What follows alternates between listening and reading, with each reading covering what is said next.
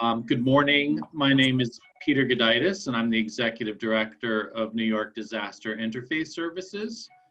And I also am a trainer with the National Disaster Interfaith Network.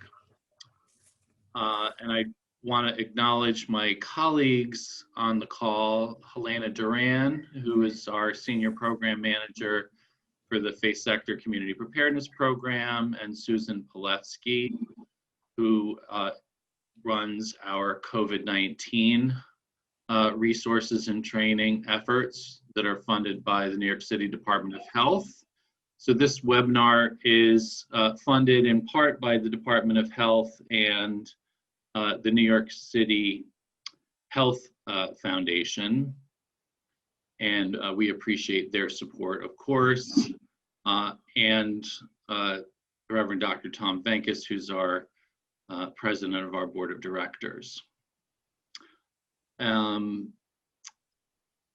This webinar is based on a two-day training that we do to prepare faith leaders, both lay and ordained, to provide spiritual care in crisis settings. So this is a workshop version of that content. I'm sure all of you have plenty of training in the area of caregiving.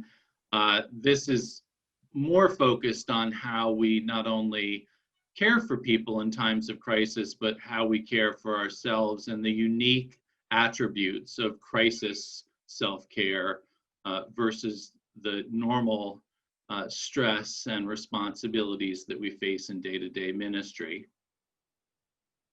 So please mute your microphone if you haven't done so already. You can feel free to put any questions you have in the chat, and we will have an open Q&A during our time together where you can also ask questions over the open mic. We are going to record the webinar and send you a recording of the webinar, as well as copies of the slide deck. So do not feel like you have to write madly about what is being said. You're free to write some additional notes if you feel like what's written on the slides is not enough. I think I've covered everything. Oh yes, evaluation. You will be sent an evaluation. We're required to collect them for our contract with the health department. So we really appreciate you taking the time to fill that out so that Helena and Susan can get paid.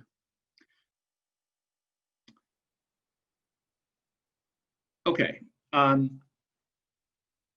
let's talk a little bit about where we are with COVID-19. I'm sure all of you have seen the news over the past week that a vaccine is now researched and that vaccine is going to be made available starting in December through 2 different companies.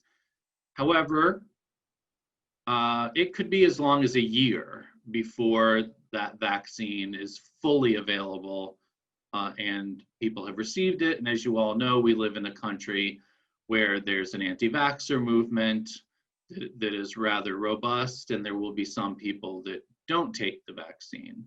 And we want to name that stress as well. The governor gave an interesting presentation yesterday from Riverside Church about the fact that COVID-19 has communities here in New York State and across the country. Tribal rates are many times higher than they are for Caucasian and Asian Americans. So also how we respond is a matter of justice as much as it is a matter of wellness. And we need to name that, and we need to recognize the stressors that highly vulnerable communities are under, including Black and Brown communities, including the elderly. So in this case, elderly, but are the highest risk categories start in your 60s. And the highest mortality rates are for those people in their 70s and 80s. And as we look at our congregations, and we look at, it leaves the leadership of our congregations and the core of many worshiping communities in that highly vulnerable. The impact that COVID-19 has had on clergy in New York City and New York State has been disturbing. There have been almost 120 fatalities in the state for clergy, most of them exposed in pastoral settings. The highest number of fatalities have been amongst ultra-Orthodox Hasidic Jewish clergy, but then so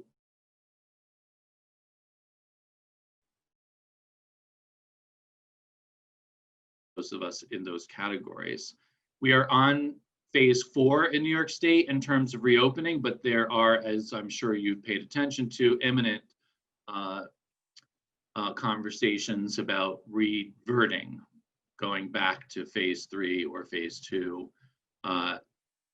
Whether or not that's what they'll be called is another issue. And you've also, I'm sure, flare-up zone where infections are skyrocketing. Houses of worship and mass gathering restrictions are now re-implemented. I'm sure you've seen the governor's recommendation, really an executive order, that holiday gatherings not be larger than 10 people, and the preference would be that holiday gatherings only include the immediate household and not having guests come to your house, which of course has a ripple effect on tradition and support and community and the way we tend to celebrate, and also the things that make us feel connected to family. Holiday, and then the Christmas holidays and Jewish holidays, what are the implications of once again being kept apart out of fear and out of concern? And what will happen in households where infection spreads as a result of those holiday gatherings, and the blame starts within families about who killed so-and-so because they showed up and they hadn't been careful in X, Y, and Z. And then the additional stress of funerals where they really can't be celebrated the way we normally hold funeral. And people die, and people of course die alone as well, which is another norm-breaking reality of COVID hospitalization where you're not allowed to visit people. Oh, I'm not, oh, there we go. Okay, so the purpose of emotional and spiritual care in this context is to help people draw upon their own emotional and spiritual challenges of working with someone who's traumatized and someone who's in a hypervigilant state is not the normal course we might take as pastoral caregivers, where there's a deeper theological conversation to take place. But because of the crisis and because of the fragile nature of their psyche when they're experiencing trauma, trying to challenge people's theology or broaden their theology often is ineffective and counterproductive. So how do we allow people to call upon the resources that they have to weather the storm, if you will, to get past the immediate trauma and crisis? How do we help them embrace their grief rather than sort of pacify it and set it aside? And that's very difficult when grief involves distance, right? We can't necessarily be with someone when they die. We can't necessarily be by someone's side if they're sick. We can't necessarily attend funeral events together. We can't necessarily attend holiday events together.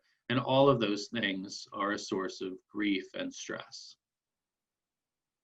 So we emphasize being present always in pastoral caregiving and obviously listening as well, but how can we continue to be present virtually when we know that Americans as a whole are facing sort of what is being called COVID fatigue?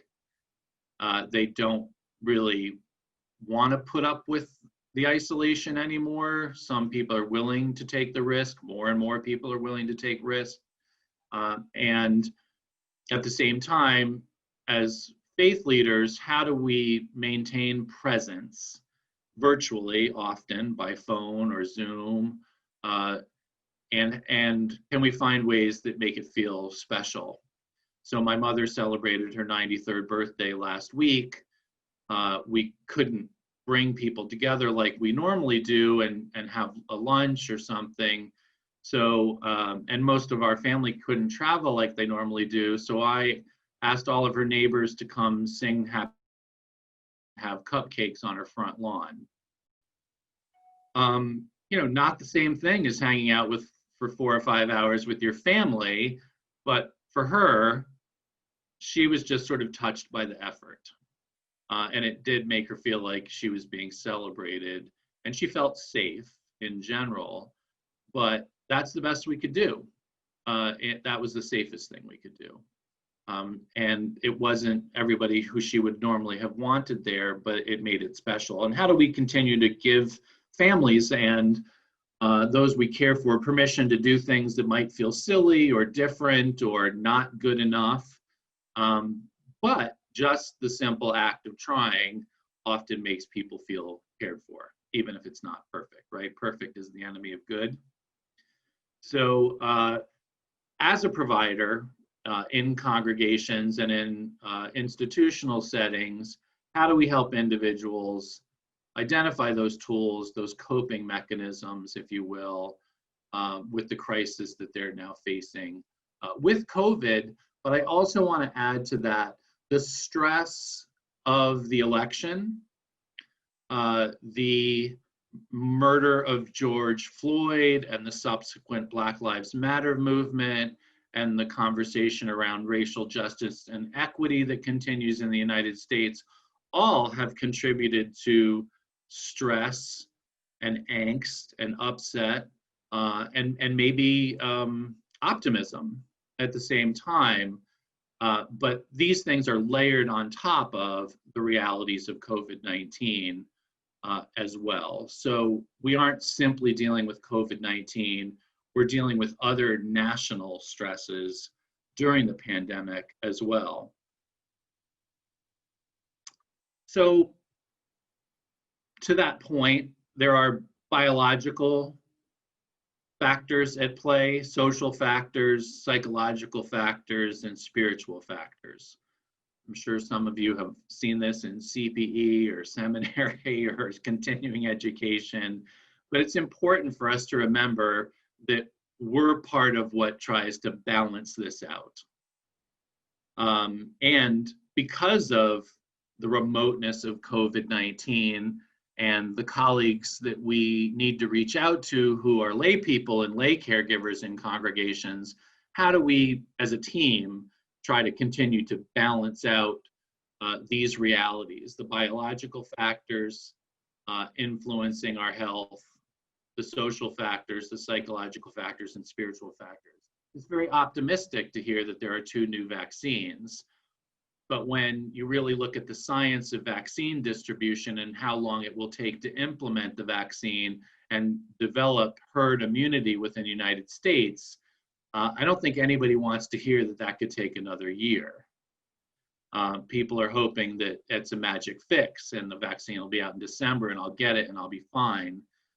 But the reality is this will continue because until there is herd immunity, until you have the vaccine, all of us have to try to second guess who has it and who doesn't have it, who needs to maintain social distancing until they do, how is worship affected by that, how is pastoral care affected by that, how are large gatherings affected by that.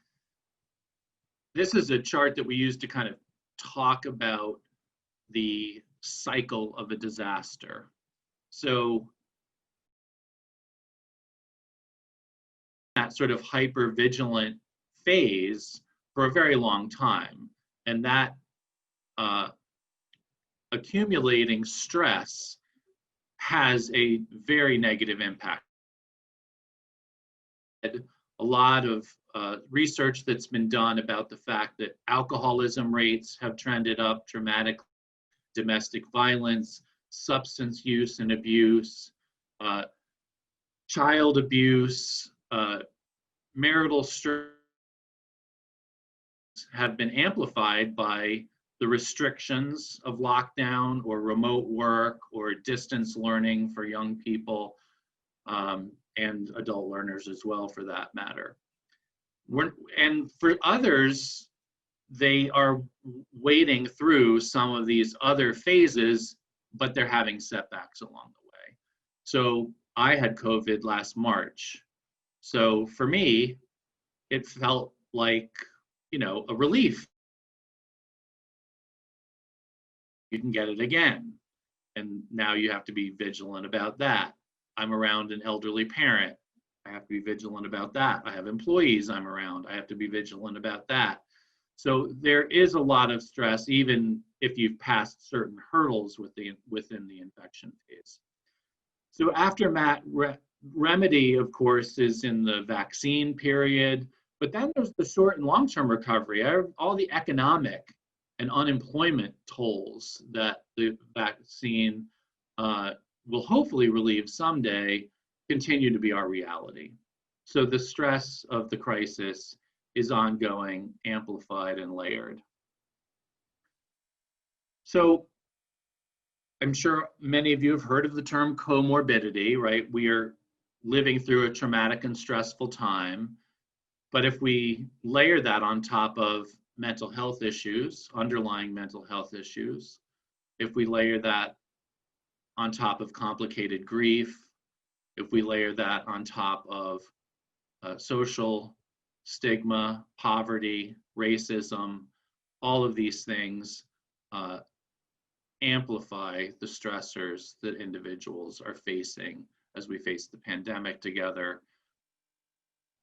The pandemic has once again, as disasters often do, point out inequities in our society in a truly disturbing way.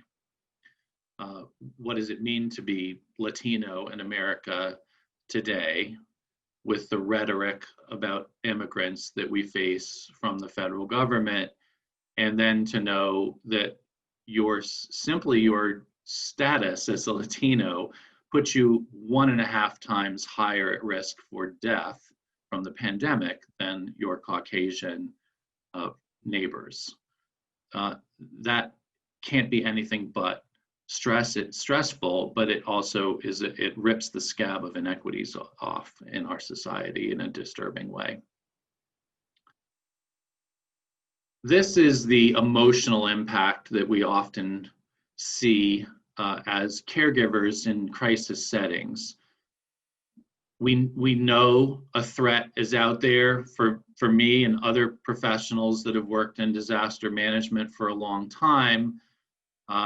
For me, going back to 9/11, we've talked about a pandemic being one of the worst possible things the world could have faced for 20 years.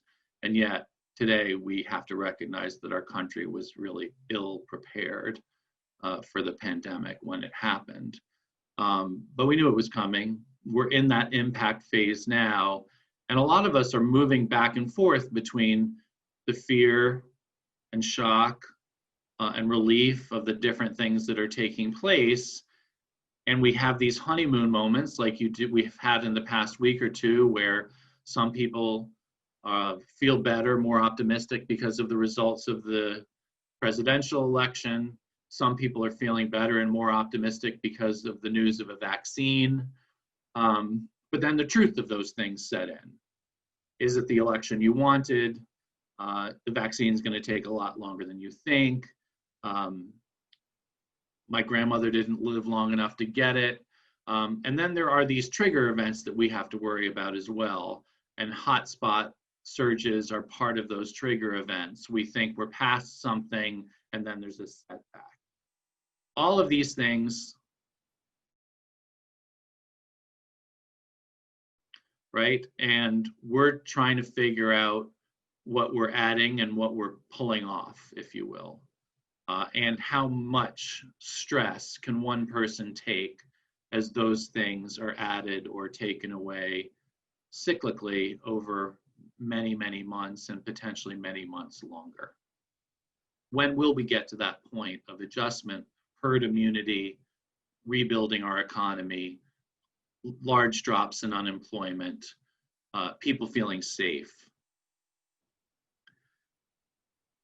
So some of the unique challenges, right? Traditional modes of worship are changed. How do we make meaningful worship, meaningful community when we can't necessarily gather face to face? Something you have all faced, those of you who are duration of physical distancing. It's always risky during flu season to be around other people, but flu, seasonal flu, as we all know, is sometimes fatal for people. But we don't look at the flu the same way we look at COVID-19. Worship gatherings online, how much longer is that going to have to continue? And the other side of it, which is satisfaction with online worship. Some of my seminary classmates who I talk to regularly are concerned that so many people like virtual worship that they might not return to in-person worship. It's easier, more convenient. And also the realities of not having personal worship, passing the plate offering, means that many congregations, particularly small congregations, are not only struggling in terms of communal life, religious life, but they're also having challenges with their financial stability as well. Has a immediate disparate impact on small congregations. The average congregation in the United States is 70 people. So the average congregation needs a very small plate offering just to keep the doors open. Life events, baptisms, brisses, weddings, funerals have all been altered dramatically, and I'm sure many of you have read some very disturbing super spreader incidents from people that have violated group gathering executive orders.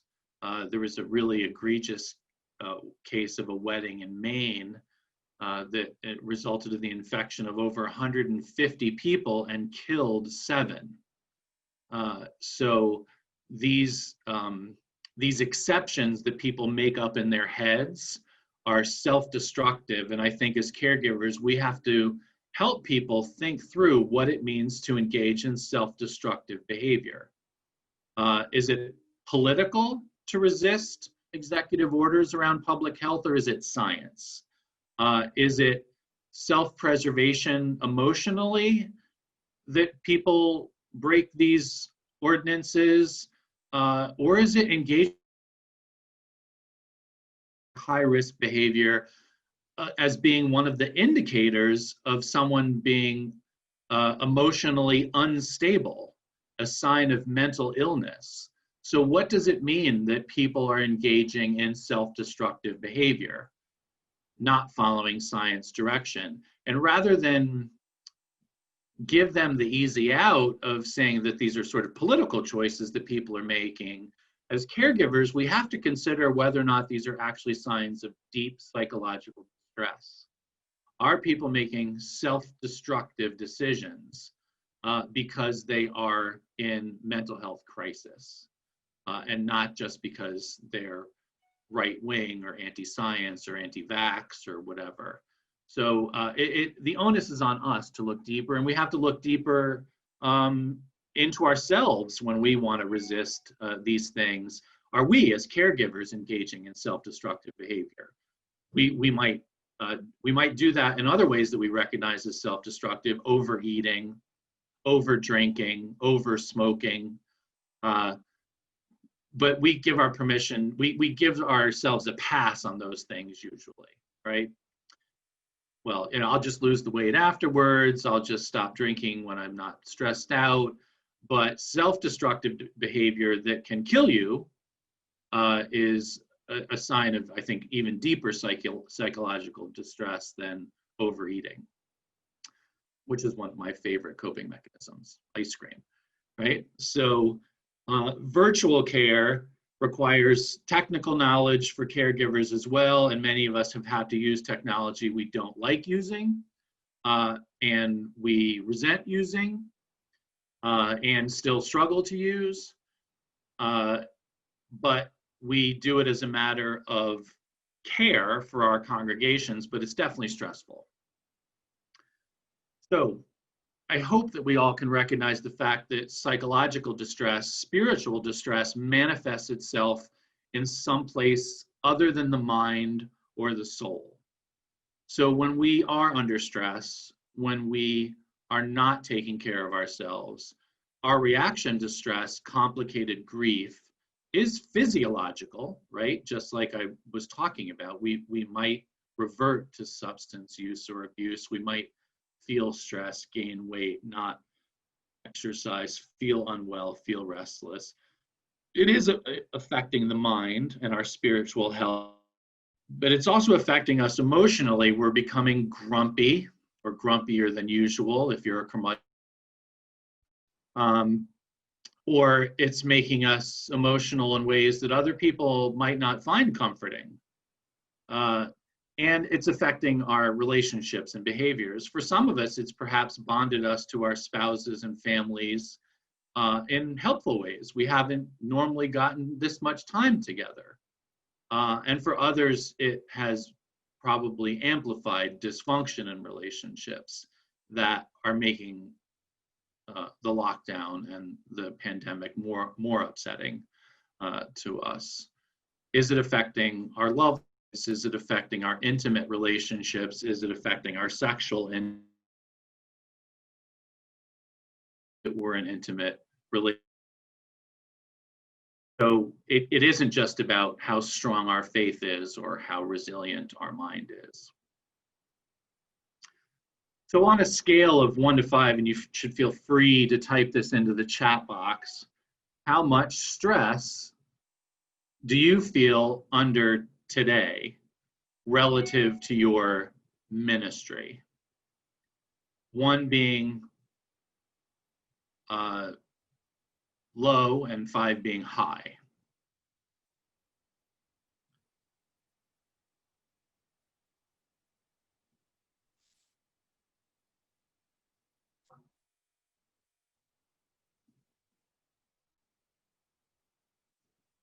All right. I'll give you the time to type that in.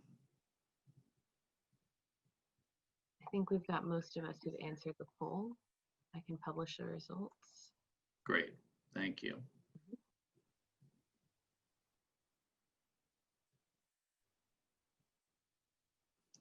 So nobody's feeling no stress. That's probably not a surprise, since ministry is one of the most stressful caregiver roles you can be in. 2, low stress, or 5 low stress, excuse me, 7 moderate, 3 high, and nobody's feeling extremely stressed, or you just don't want to admit it. So not surprising, right, that there is stress, even levels that we're willing to admit to with one another, that we are facing currently today, even with good news, even sitting next to your husband or wife. I'll pick on the Venkuses. Okay.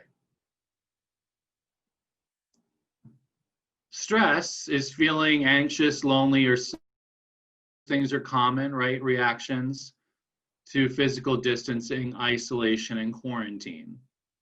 So those are feelings that we want to normalize, but at what point do they become abnormal? At what point do they become unhelpful? At what point are they taking mental health first aid? We're told that the duration of stressors longer than 2 weeks can have a psychosocial impact on us. Well, we've been going through the pandemic now for how long?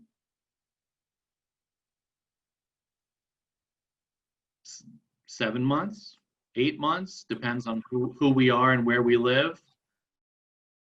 That's more just general math. So how has that affected us and the people that we care for? Acute symptoms of stress have taken place over a significant length of time. I'm sure we can agree 7 or 8 months is a significant length of time, and are not paralleled by external stressors. But we have external stressors, right? We don't just have the internal ones. Quarantine is an external stress. Symptoms of stress are magnified and are experienced most of the day, right? We are constantly aware of the unique nature of our lives during the pandemic. It's hard not to think about it often. I have never worked from home other than when I was sick in my career. Despite how young I look, I'm actually 55. That's a long time to work in an office setting, work out of the home, and then be forced to change your lifestyle. Symptoms of stress. How many of you have had all-day pajama days? Or what you're wearing, what people can see on the Zoom is different than what you would wear to work from the waist down. So a polo shirt and pajama bottoms, or shorts or flip-flops, throw on your clergy shirt, and you look like you're going to a flea market from the waist down. And like all of that is a different reality for us.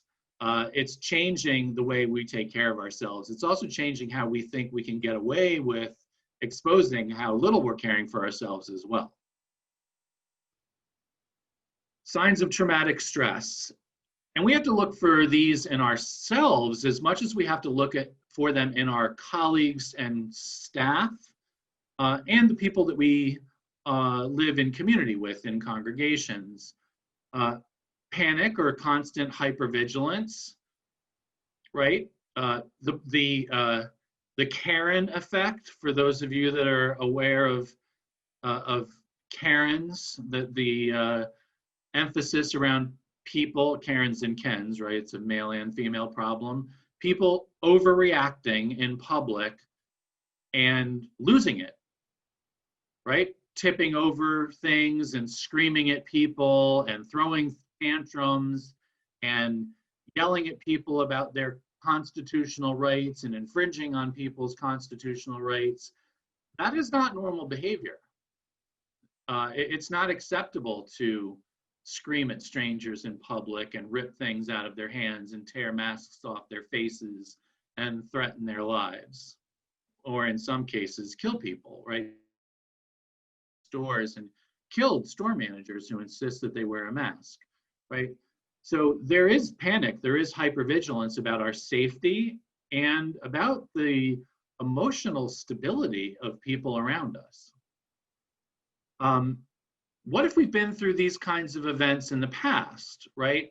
And what if we're not well to begin with, right? If I was somebody who had asthma or emphysema or cancer or HIV, my level of anxiety about other people being around me who were sick would be off the charts. And I'm struggling for wellness. And now this is confronting me as well. Or just remembering back to what it's like to be asthmatic and struggling to breathe. And oh my gosh, that could happen to me now. Losing touch with our surroundings, memories of events, difficulty sleeping and concentrating, feeling unusually irritable, constantly angry, and recognize that some people are feeling that way because of the politics of the day and not necessarily because of COVID. But if the politics, becoming withdrawn and avoiding reminders of experiences that were traumatic in the past. Finding yourself or others unable to take pleasure in anything or anyone. People not wanting to get together. They don't want to risk it, and it's just not worth the energy and the stress, even though it's important, right? My mother, to use her as an example again, she lives alone. She's 93 years old. I can't really see her in the winter months when we can't sit outside or go sit on the screened-in porch or something in her house like I could in the summer. But it's still important to go visit, right? Even if it's just to walk around the block, and walk her dog or something. That physical proximity in a low-risk environment like being outside is still important. And are we helping one another do that within our families, our nuclear families, the people that we live with in our household, but are we also doing it for our neighbors? How many of your congregations are asking congregants to look in on elderly and at-risk parishioners and take them for a walk or take them to the store, give them a little bit of time with other people so that they don't feel socially isolated? It's also the best way to check in on them, because then you can see whether or not they are actually practicing good hygiene and staying healthy and composed and put together, that they're not overly emotional or unstable. You can't really get that in a Zoom very easily, right? You can make your hair look good. You can put on a nice shirt, but you maybe haven't showered for days. So we do need to be able to check in on people personally, not just virtually. Secondary trauma. As faith leaders, we may be at risk for secondary or vicarious trauma. This is not news, I'm sure, to any of you. We hear bad stuff, horrible stuff, stressful stuff, deep grief all the time. That is part of the ministry of caring for others, of being a pastoral shepherd in a community of faith. But it has a cumulative effect, and when there aren't healthy outlets for too often, it's hard to escape the effects of it, and we have to be intentional about it. So are we spending time, cuddling the dog and talking to the grandkids and taking walks and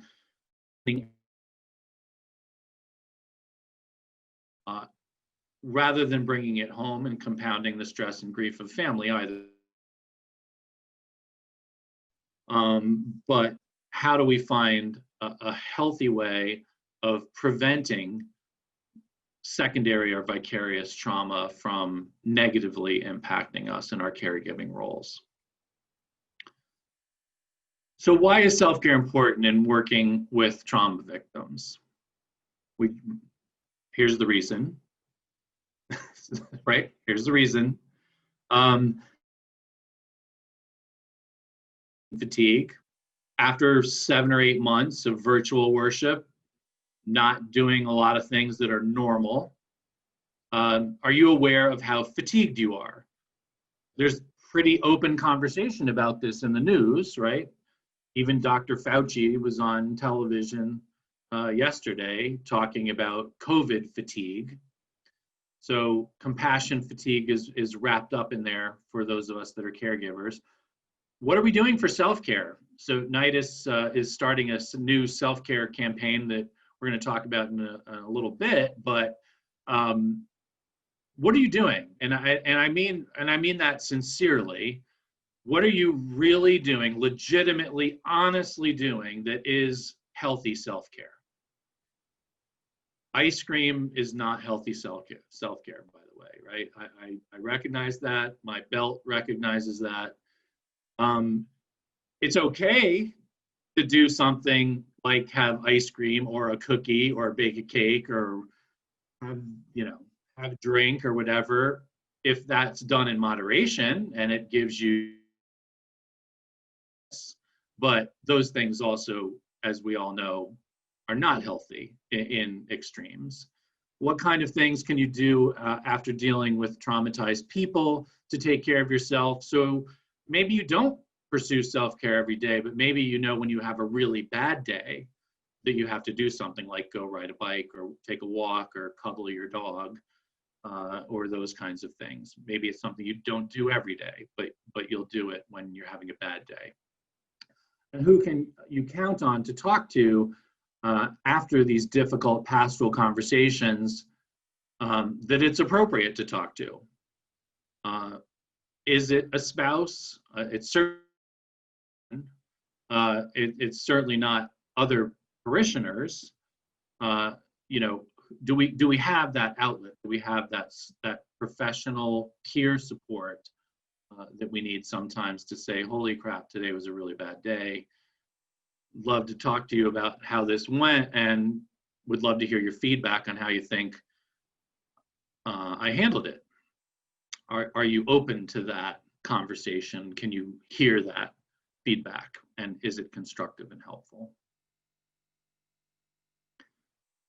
Would anybody like to give examples? We'd love for you to put those in the chat as well. Regime. Is it at least one day a week taking a shower and dressing up and putting on your best and makeup, whatever it is that makes you feel good? Is it your dog, your animals, your kids, your grandkids? What is it that you pursue that is legitimately self-care and not fake self-care? Reading the New York Times is not self-care. Maybe doing a New York Times crossword puzzle is. But please put that information in the chat. And if anybody would like to share publicly, you can do so.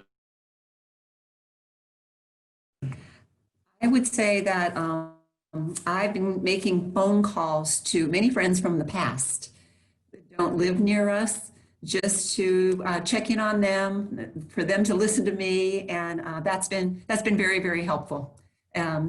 Just to listen to one another and hear what people are going through, and then usually we pray a little bit, but don't even have to pray sometimes. Just listen to one another. It's been very, very helpful. People from the past that I haven't talked to for years, even college roommates, neighbors from past, and that's been helpful. Thank you. Would anyone else like to share? Couple things. I want to make sure that I walk 3 miles a day, so that, because self, sort of follows you all the time. So like around 8 p.m. or so, I check how many miles I walk today. If it's not 3 miles, I go out, walk around the block, go to nearby park. Want to make sure I do that. Second one is every other Saturday evening, I did it with my sister in Los Angeles.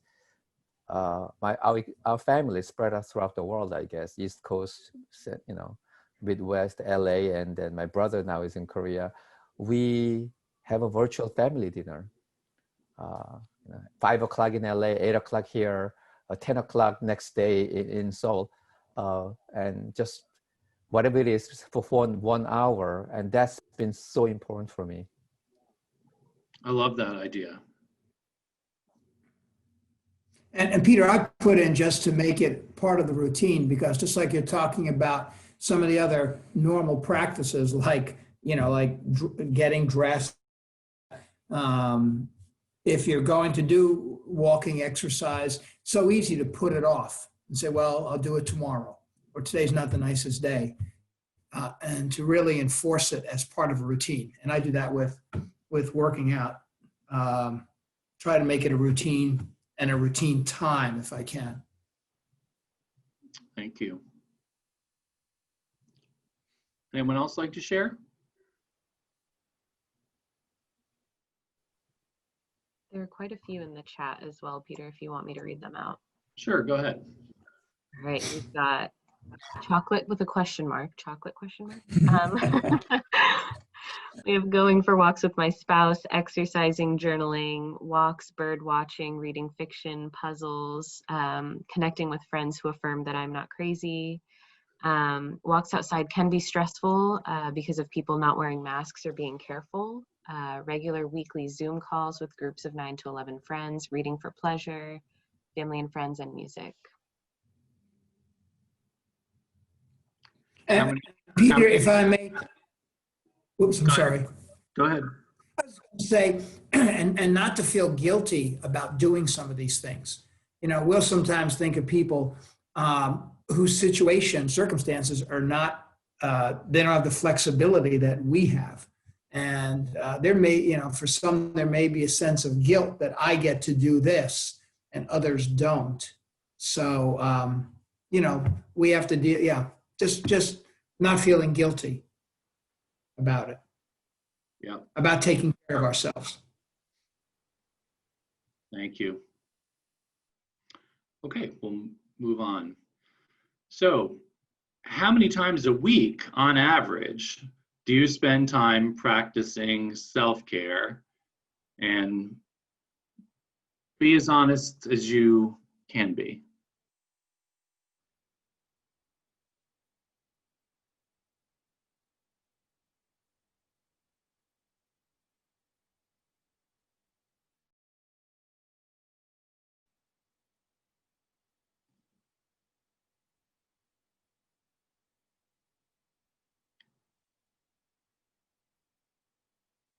Okay. So I think for those of us doing it 1 or 2 times a week, we need to up our game probably. I've gotten in the habit of blocking out time in my calendar because the day slips away, I feel like. And I think we could all borrow Seamus's cat. But 3 to 5 times a week is excellent. And of course, daily is the goal. But it is important, I do think, and it's great to see that most of you are pursuing self-care at least a few days a week. And hopefully we can all, you know, get to that goal of the majority of the week or every day. It is important for our physical health, obviously, as much as it is our emotional and spiritual well-being. And staying physically healthy during flu season as well as during the pandemic is critically important. And it's harder in the winter. Every time I go to LA or some warm place for work, all I can think is, oh my gosh, like if I lived here year round, I could do the things that I really enjoy doing because I really hate the cold. But we have to figure these things out. We have to figure out how to do healthy things year round, including outdoor things. Particularly because outdoor things are among the healthiest things we can do during the pandemic. There's not a lot we can do indoors with other people anyway. So getting outside matters. Okay. Moving on. Whoops. Lost my place. We got the responses. So we are going to start this COVID self-care challenge campaign on social media this week, where we're asking caregivers, lay and ordained, to take a photograph of themselves doing their favorite self-care thing. And we're gonna try to make it go viral. We want people to do things that are fun, that capture the imagination. Part of the reason we're doing it, though, is to make people think about it and also to witness to others that we are doing it. Because it's important that our congregation colleagues see what ideas there are and that their colleagues are participating in this. It's important to role model out self-care. So hopefully it'll be fun. I hope that you will participate. This is the flyer that we're going to be sending out.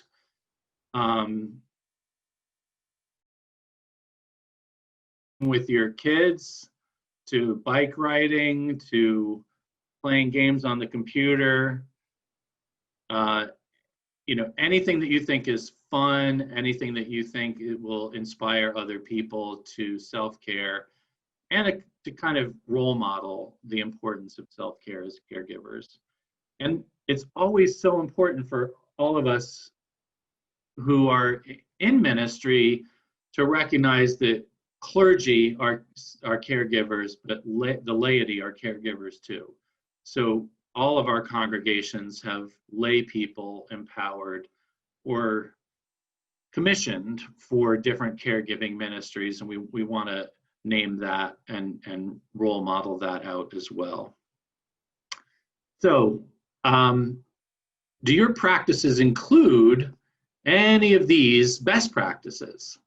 So pandemic safety being number one, right? We don't want anybody taking photographs of themselves not wearing a mask, hanging out with other people. Take care of your body. Now, that doesn't mean you need to have six-pack abs like Tom Venkis, but it does mean that you need to be somebody who's active, right? Not sedentary. Stretch and move, not just sit on the sofa all day, binge watching The Crown, which came out yesterday. It's very good, by the way. Connect with loved ones. To Wendy's point, it's an opportunity to do things that you don't normally have time for sometimes, just to connect with people who you've disconnected from.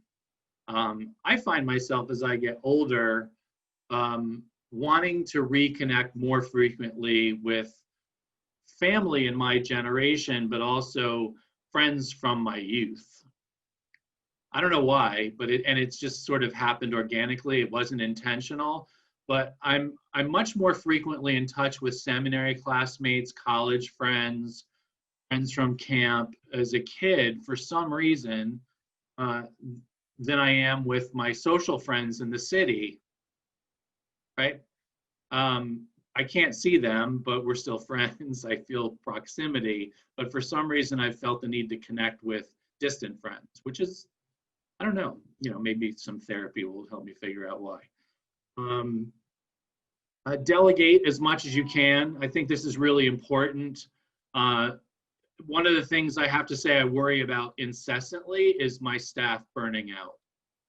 COVID-19 has been extraordinarily demanding on them, some of them more than others. And you can see that it takes its toll working remotely, losing that sort of proximal connection that you get from bonding in the office and working in the office together. Some staff seem to thrive with that and do really well and work probably harder than they worked in the office because there is less socializing. But for others, some of them are pretty good about saying, this sucks and I really miss being in the office. And I really can't work at home because, there's my grandparents are here, my nieces and nephews I live with, I can't concentrate here. So it's hard. It's hard to do your job. It's hard to feel connected to colleagues. And I think that's true for all of us in caregiving roles, just as much as it is for every other kind of employee. Limit our exposure to news about the pandemic. I try not to watch the news. I get news sources that I follow, like headline alerts when new news comes out about something, but I try not to sit down and watch the news all the time. I think it can become obsessive. And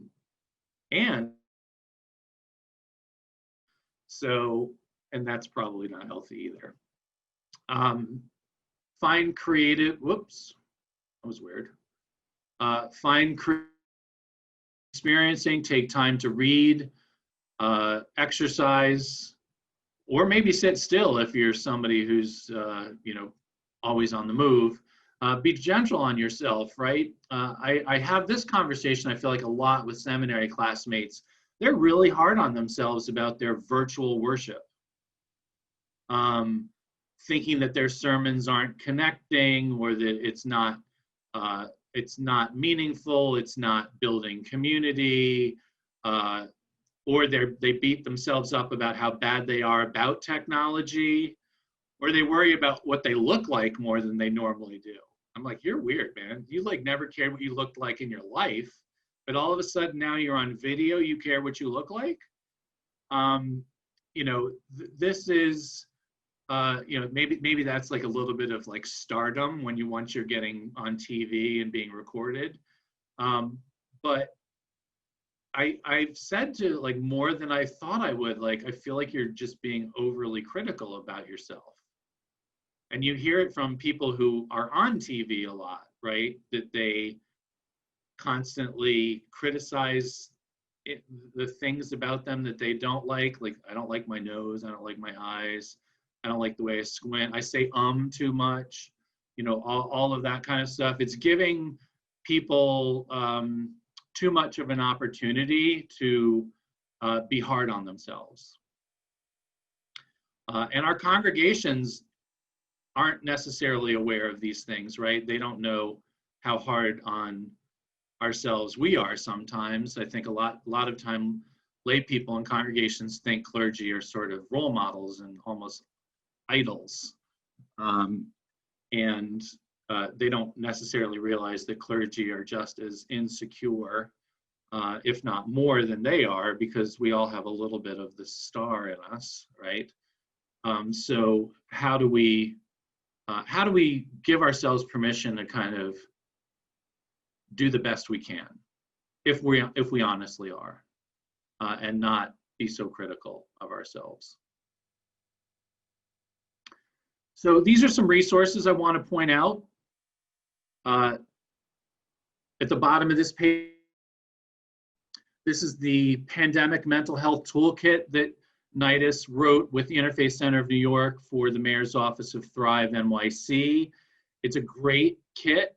It would be great for anybody in your congregations who is in a care, music ministry. And I think it's good for community or nonprofit leaders of tenant programs that you have as well. There's a lot of resources in here, evaluation tools that can help us take a look at how effective we are in recognizing the signs and symptoms of emotional and spiritual distress in individuals, and what we can do about it as caregivers and what they can do about it themselves as well. We have a variety of tip sheets available online. They are translated into Spanish. We're always game for additional languages if you have suggestions. I know there are a lot of Korean congregations, for instance, in the Presbyterian and Methodist congregations, so that's something we could easily do as well. Self-care, again, for faith leaders, disaster mental health, disaster and crisis spiritual care. COOP and CIRC, briefly, I want to say that it is important for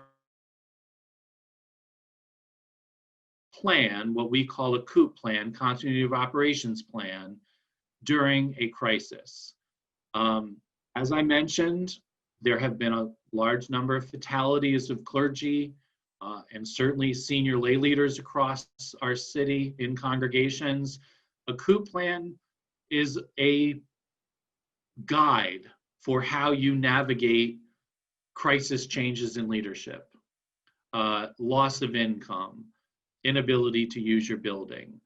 It lays out a guide so that when leadership falters and changes quickly, or when leaders are no longer with us, that a congregation can navigate decision-making to make sure the business of the congregation is maintained. And risk communication is how we communicate in a crisis. How we communicate in a crisis is different than how we should communicate routine information. So learning how to do that, learning the importance of the way we word things, being empathetic, insisting on empathetic messaging, these are important acts of modeling wellness, and they're important for establishing trust. I think we can all agree there's not a lot of trust currently in the United States. There's a lot of broken trust. between government and citizens, between elected officials, between parties, political parties, between health, the health leadership, doctors, science, and those that deny science and medicine. So how we communicate sometimes is a matter of whether or not people make safe decisions, or they have all the facts, and we want to make sure they have all the facts. Facts. Notice I said facts, facts, facts, facts, not opinions, not political posturing, just facts. This is a new app that we released 2 weeks ago, I think. This is our Disasters and Religions app. It's free. You can download it on Google Play or the App Store. It's a tool for faith leaders and caregivers and government, public health, emergency management on different faith communities and their practices. So it helps us be, hopefully, a better caregiver in multi-faith settings, or in settings where we're interacting with people of no faith. Resources for caregivers. The Coalition for Behavioral Health and Vibrant have this Frontline Essential Workers hotline. Clergy, lay caregivers are certainly appropriate people to call this hotline if you're feeling stress and maybe you can't reach your friend today and you want to talk to a licensed clinician.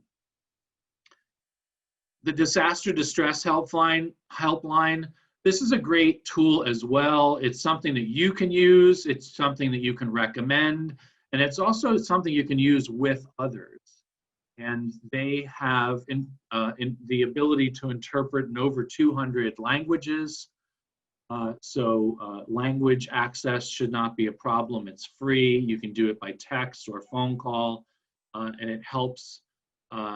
It's a federally funded program, but it's managed by Vibrant Mental Health, which is located in New York City. It helps people navigate mental health crisis and stress, and it also offers referrals to care as well. As well as this resource, which is NYC Well, which does the same thing. They also have crisis teams available. If for some reason within your congregation, this operates only in New York City, however, is perhaps suicidal or emotionally distraught, or is having a breakdown of some sort, or perhaps someone who's chronically mentally ill is in distress, they will send a crisis team to that address of licensed clinicians to support the person through the crisis and make a determination on whether or not they need follow-up psychiatrics or psychological care, or potentially hospitalization, depending on the severity of their symptoms. Free, confidential, and the police do not show up with this team unless the person is armed. Then the police do show up. But it's a great resource. All of you should, of course, be aware of the National Suicide Prevention Lifeline and the National Domestic Violence Hotline. Again, we know that suicidality and domestic violence that rise rather dramatically, and schools re-enter conversations about remote learning for the rest of the semester or for the rest of the year. It's such an important resource, and also so important for those of us in congregational ministry to look in on families that we know where there might be a history of this behavior.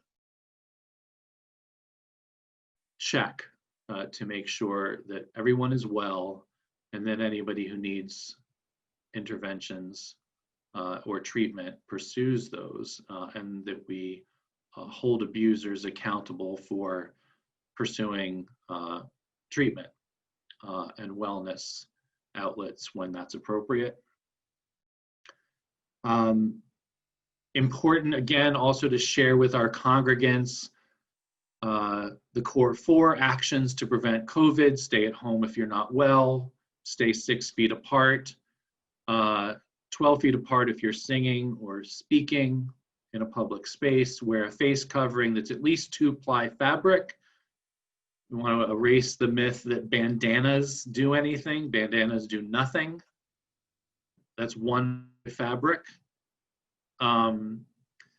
Practice healthy hygiene, so frequent hand washing and washing down things, particularly that we're going to eat or that are passed to children or people who are health vulnerable. And also remembering that there's a reason why we have social distancing. When you're outside and you're more than 6 feet apart, you don't need to be wearing a face mask, right? So if you're running by yourself or walking by yourself in the park, you don't need to wear a face mask. If you come in proximity to others, then you do. That's harder in parks and places where there are a lot of people to walk around without a mask. But we also want to, not overreact to people who are not wearing a mask and not within 6 feet of us, particularly when they're outdoors. Testing resources, there's a lot available. Please feel free to Google them. New York City Department of Health has these resources, but New York State Department of Health has others if you're in counties outside of New York City, or if you're in Southwestern Connecticut, upstate New York. Getting tested is not necessary if you have not been exposing yourself to other people. But if you are, testing yourself periodically is important.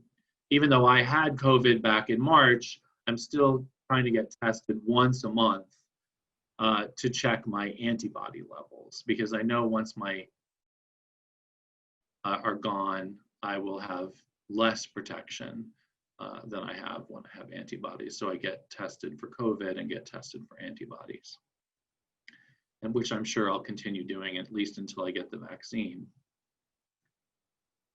Okay, that's covered. We've covered a lot. It's 9 minutes after, and I apologize. Are there any questions anyone would like to ask before we adjourn? Please feel free to write them in the chat, and Helena will read them out.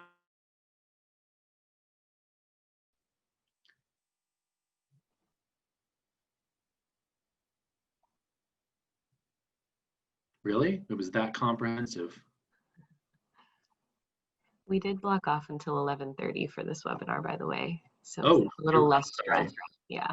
Less stress. Or you could get off early and have ice cream. Any questions anyone would like to ask? Any points of clarification?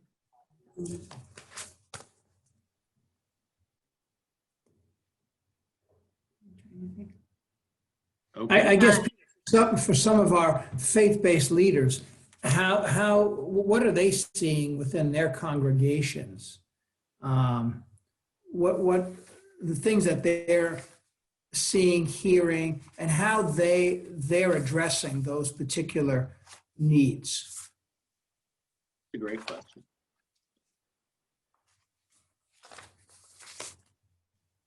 Do any of you feel like you're seeing stress in your congregations that are being lived out in ways that you would think should be, I don't know, that require more intervention on your part, I suppose? Without breaking any confidences, of course. I guess what I notice is that people who have underlying mental health issues tend to have that amplified. So I become a lot more vigilant during worship service, even through Zoom. And if I get any hint, as soon as worship is over, I make sure I connect with the person there's one case that was very, very critical. I just had to do it, and if I didn't, something a little more serious could have happened. So, so that's very important. But on the other hand, as you said, I can't always be always hyper vigilant. So I make sure that I do my self-care. What I try to do is, especially worship, as a congregation, we no longer bemoan that we can't have a physical space, but we began exploring the possibilities that Zoom worship allows that we could not have done. And what we're discovering is that even if we go back to physical in-person worship, we will not go back to old ways. We will find ways to implement the new things that we have discovered. I mean, for example, we just did polling, having polling in the middle of worship, middle of sermon, to get people's participations. After worship, we could have an instant breakout room, have a little bit of sharing and report back, things like that, which we could have not done.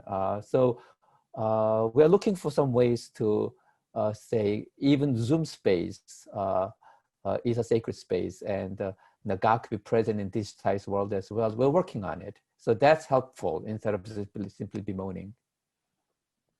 Thank you.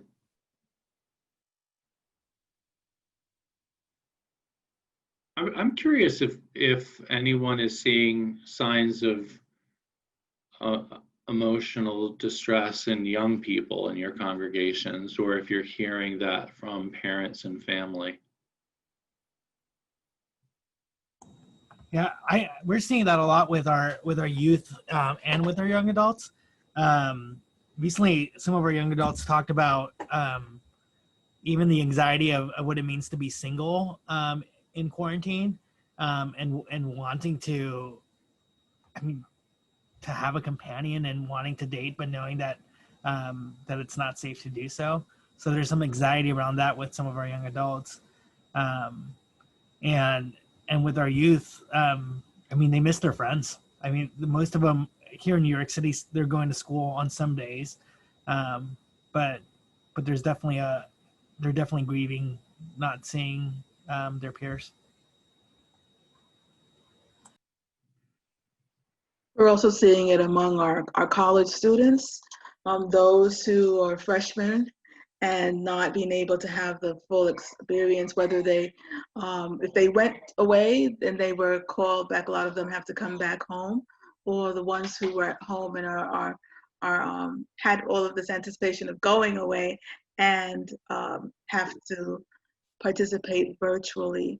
So there's a little bit of frustration with them, and the ones who were seniors and all that for high school, what they're not able to do.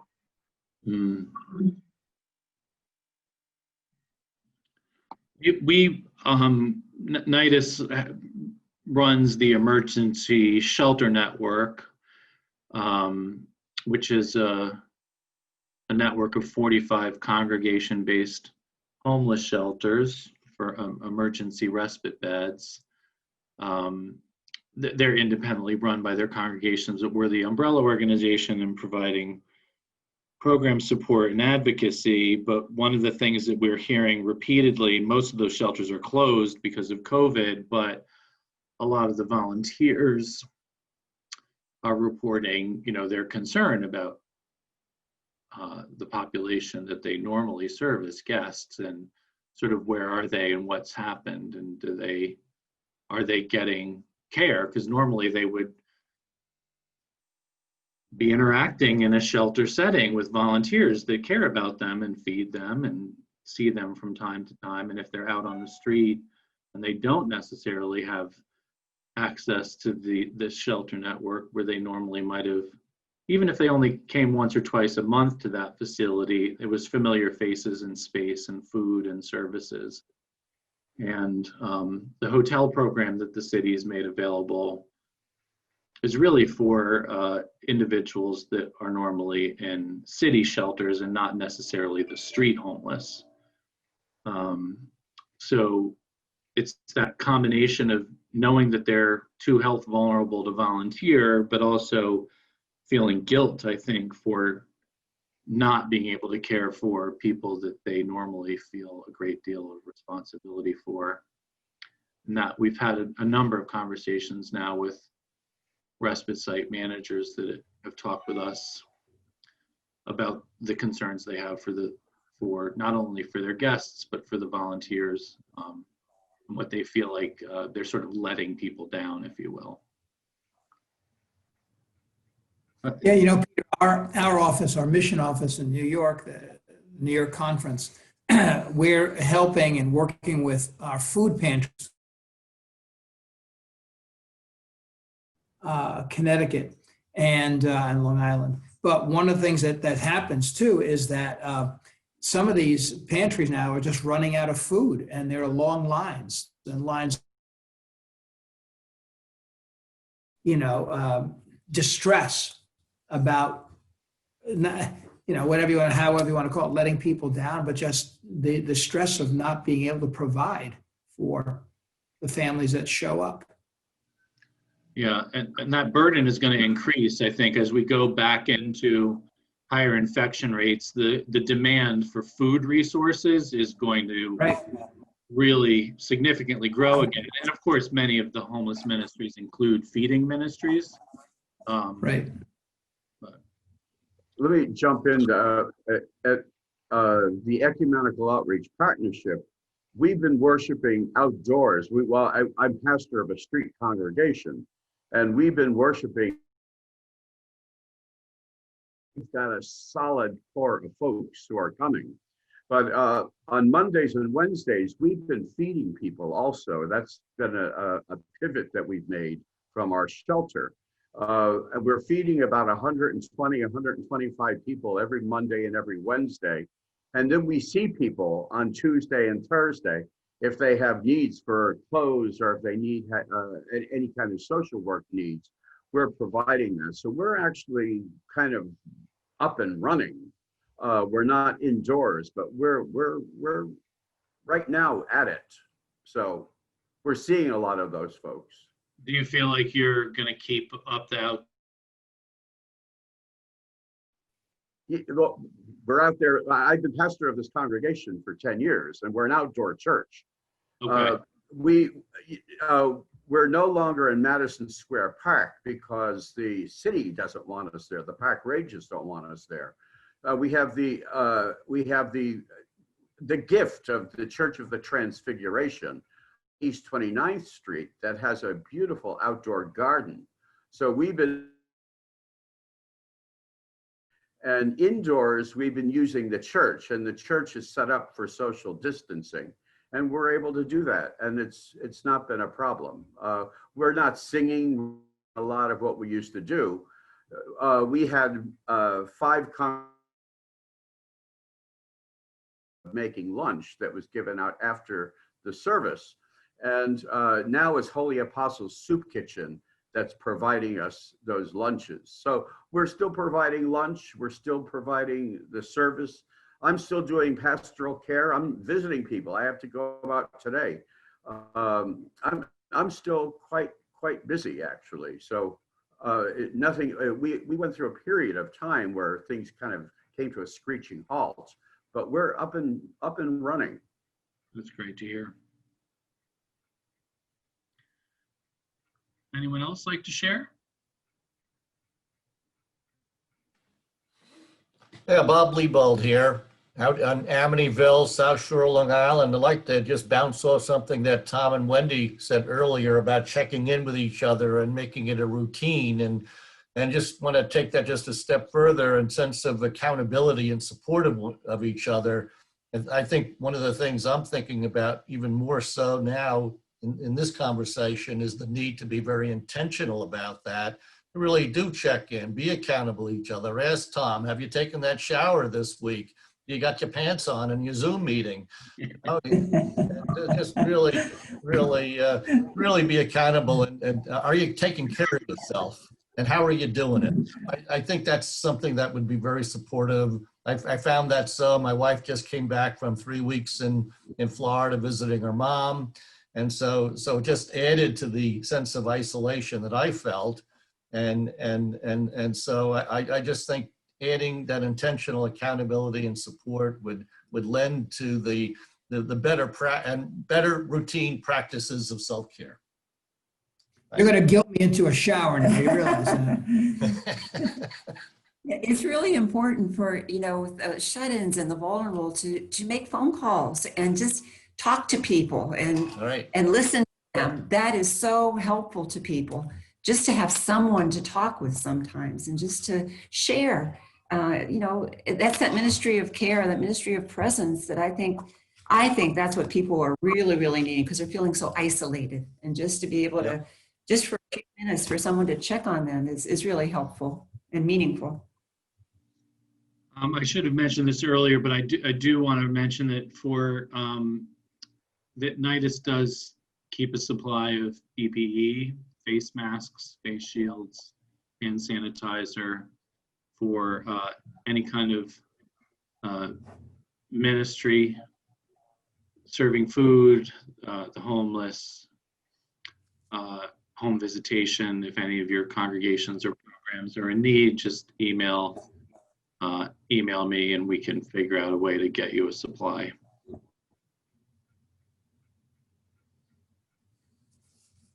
Any other comments or shares?